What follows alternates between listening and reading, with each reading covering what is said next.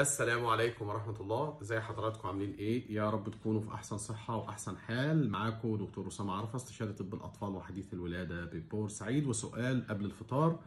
السلسلة كده بدأناها بسيطة في خلال رمضان. السؤال النهارده كان في بيبي حديث الولادة، كان محجوز في الحضانة، عنده صفرة فسيولوجية بس عالت قوي، ودخل الحضانة ولسه خارج بقاله 3 ايام 4 ايام، والنهارده كان عندي بيقيس الصفرة تاني بيطمن.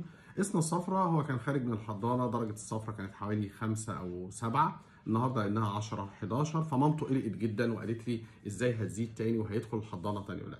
السؤال ده سؤال متكرر ومهم. الاطفال بعد خروجها من الحضانة الرقم اللي بيطلعوا بيه بيزيد حوالي 5 درجات ل 6 درجات بعدها في خلال يومين او 3 ايام من بعدها، نتيجة ان الجهاز بتاع الصفرة هو جهاز ضوئي بيشيل طبقات اللون نفسها او بيحولها الى ماده زائبه بتنزل من الجسم، وبالتالي طول ما الطفل بيتعرض للجهاز النسبه بتنزل، لكن جوه جسمه جوه بطنه جوه احشائه بيبقى فيه لسه نسب من الصفرة وفي الدم.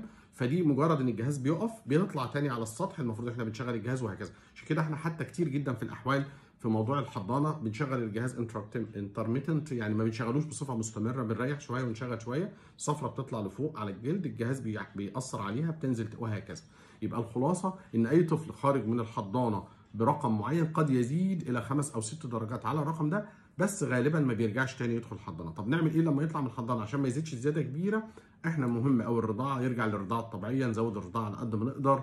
اذا كان في ادويه موصوفه او حاجه بيكمل عليها بنخلي بالنا منه. الاخراج بتاعه يكون منتظم، ما ينامش كتير، لانه بعد ما بيطلع من الحضانه بيبقى عايز ينام نتيجه ان هو الزن بتاع الاجهزه والمروحه بتاعه الحضانه و فبيبقى نايم يوم او يومين. نحاول نصحيه كل ساعتين 3، يرضع كتير ويشبع كتير ويعمل براس كتير وبول كتير، وهيبقى كويس ان شاء الله. اتمنى تمنيات لحضراتكم ولاطفالكم بالصحه والعافيه. شكرا.